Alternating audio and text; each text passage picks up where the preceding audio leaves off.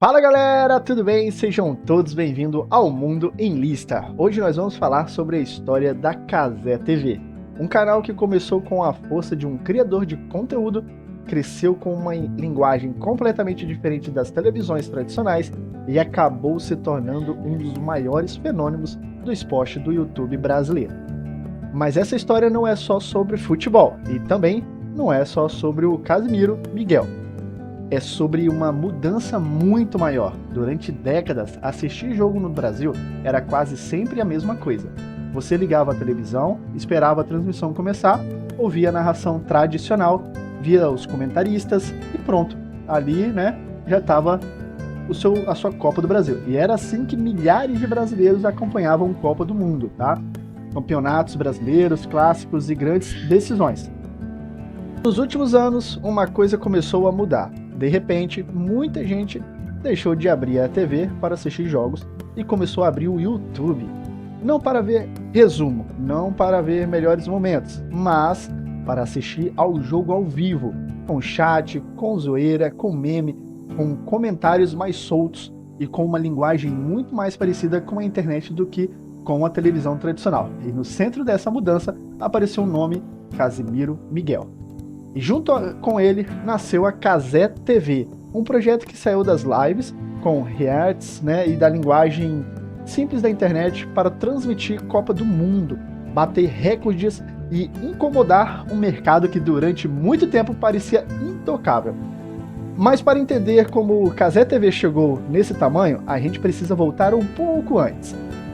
Porque antes dos milhões assistindo ao mesmo tempo, antes dos jogos da Copa, antes das marcas, né, e até das grandes transmissões, existia apenas um cara comum falando com um público de um jeito que a televisão quase nunca falava.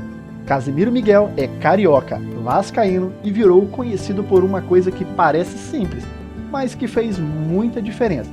Ele parecia alguém que poderia, né, estar ali sentado no sofá da sua casa, comentando ali o jogo com você. E talvez essa tenha sido um dos maiores segredos do sucesso dele. Casimiro nunca apareceu aquele apresentador distante, todo ensaiado, falando difícil e tentando aparecer perfeito o tempo todo. Ele cresceu fazendo o contrário, tá? Ele ria, ele reagia, zoava e se emocionava, falando de futebol, comida, vídeos antigos, programas de TV, internet, meme e qualquer assunto que parecia na frente dele. E isso fez muita gente se conectar a ele, né? Porque o público não via apenas um streamer. Ele via um cara que parecia gente como a gente. Alguém que falava de futebol como o torcedor fala. Alguém que assistia aos vídeos como a gente assiste. Alguém que não tinha medo, né, de improvisar, errar, rir alto e deixar a live com a cara de conversa. E foi assim que Casimiro começou a virar fenômeno, viu? Nas transmissões ele fazia react, né, de vídeos, comentava momentos antigos da TV brasileira, falava de futebol e criava frases logo se espelhando pelas redes sociais. Os cortes começaram a circular, as reações viraram, né, meme ali, tá?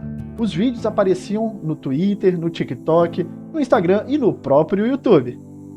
E quando mais os cortes circulavam, mais gente queria entender quem era aquele cara. O crescimento de Casimiro não veio porque ele tentou copiar a televisão, veio justamente porque ele parecia o oposto dela. A televisão tradicional sempre teve roteiro, postura, tempo certinho, né? E uma certa distância entre quem apresentava e quem assistia. Já Casimiro tinha outra energia. Ele falava como torcedor, comentava como amigo e fazia o público sentir que estava assistindo junto com ele. Esse detalhe parece pequeno, tá? Mas é muito importante, porque assistir futebol nunca foi só ver a bola rolando. E comentar, reclamar, rir, gritar, mandar mensagem no grupo, falar que o juiz errou, zoar os amigos, sofrer junto, a internet trouxe isso para dentro da televisão, né, que seria a transmissão em si. O chat virou arquibancada e memes viraram parte do jogo. E a reação de quem apresenta, né, passou a ser quase tão importante quanto o lance em si. Antes da Cazé TV nascer, né, com esse projeto grande, Casimiro já tinha, né, já vinha testando ali caminhos. Ele fazia reuniões públicas em lives, já fazia conteúdo ligado ao esporte, já mostrava que existia, né, espaço para uma transmissão com uma linguagem mais leve, mais próximo e mais conectado com a internet, tá? Mas para transmitir o jogo de verdade, não basta ter carisma. Tem direitos, tem contratos, tem negociações, tem que ter uma boa equipe, câmeras, cara, tecnologia para tudo, tem gente trabalhando por trás, cara, é um elenco gigantesco. A Live Mother, né, a Cazé TV tem o rosto do Casimiro, mas ela não é simplesmente um streamer apertando o botão de ao vivo e transmitindo o jogo. Por trás do projeto existe uma operação profissional. A Live Mother ajudou a viabilizar acordos, transmissões e estrutura para transformar aquela força da internet em um canal esportivo de alcance nacional. E essa parceria cresceu aos poucos. Primeiro vieram experiências, depois vieram transmissões maiores, até chegar a um ponto que mudou tudo. A Copa a Copa do Mundo ali, né, de 2022, na Copa do Catar, o Cazé teve, né, foi ali que a Cazé TV, ela nasceu com o Casimiro como um grande rosto do projeto.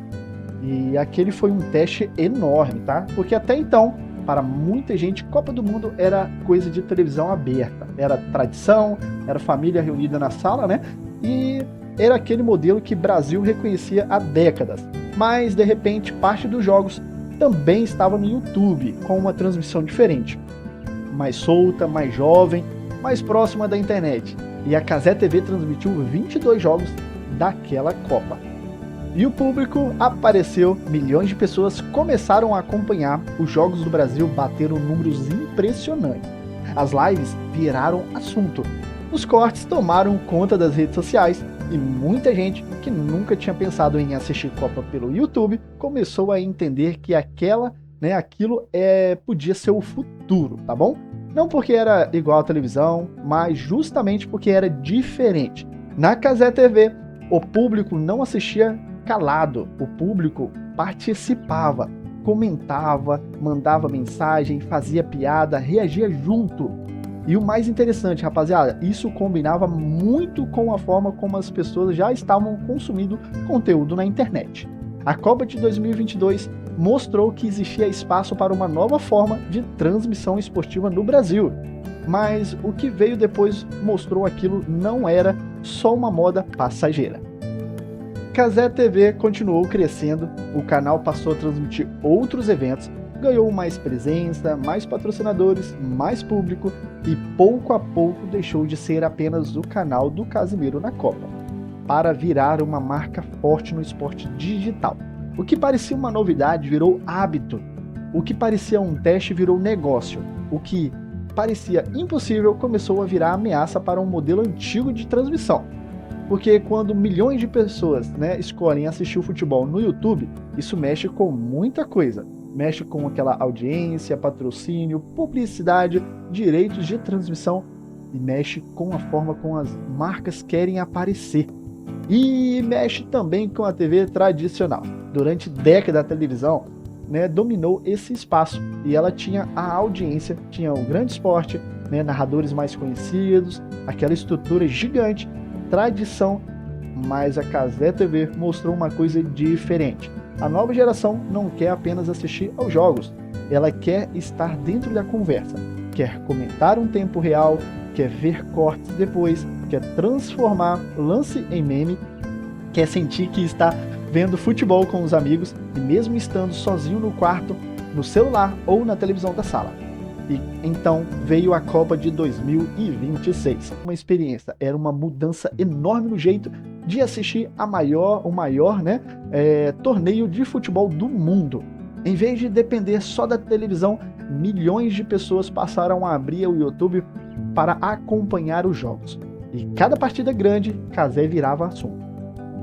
Teve recorde, pico de audiência, gente assistindo pelo celular, pela Smart TV, pelo computador, pelo tablet, cortes virais, chat explodindo, meme, debate, e teve também aquela sensação de que algo histórico estava acontecendo.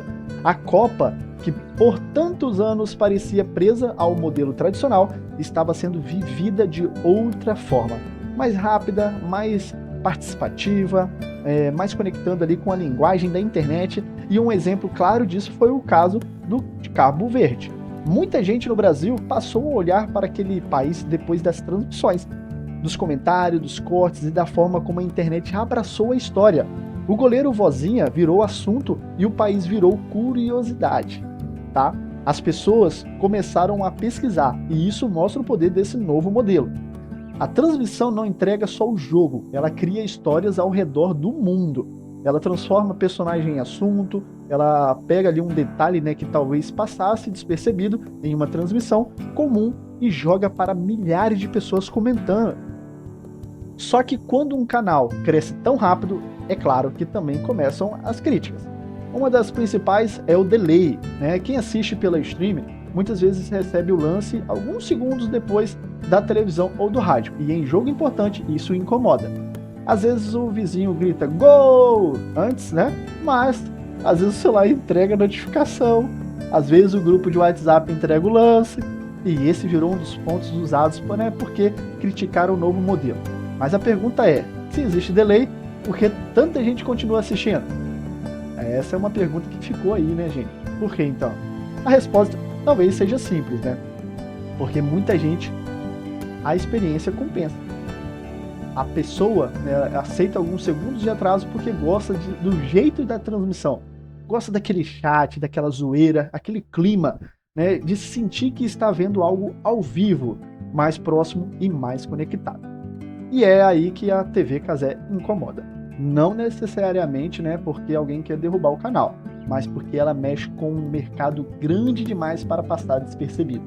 Futebol envolve dinheiro, muito dinheiro, direitos de transmissões, marcas, patrocínio, audiência, prestígio, influência, e quando um projeto que nasceu na internet começa a disputar esse espaço com empresas gigantes, a conversa muda de tamanho.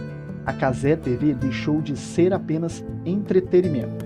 Ela virou um símbolo que a internet não quer mais ficar só comentando o que a televisão mostra. A internet quer transmitir também, quer narrar, vender publicidade, forma de audiência, disputar os grandes eventos, e isso muda o jogo. Para o público, pode parecer só uma transmissão divertida, mas por trás existe uma transformação muito maior. As marcas perceberam que o público jovem está ali. Os anunciantes perceberam que o chat também é vitrine. Os clubes e as organizações, né, que são os organizadores ali, perceberam que o YouTube pode entregar milhões de pessoas ao mesmo tempo. E a TV percebeu que não está mais sozinha. Isso não significa que a televisão acabou, longe disso. A TV ainda tem sua força, ainda tem seu público, né, a sua tradição, aquele alcance, mas agora ela divide um espaço com outro tipo de transmissão. Uma transmissão que não tenta ser perfeita, tenta ser próximo, que não tenta parecer distante, né? Tenta parecer uma conversa, que não fala só para o público, fala junto com o público.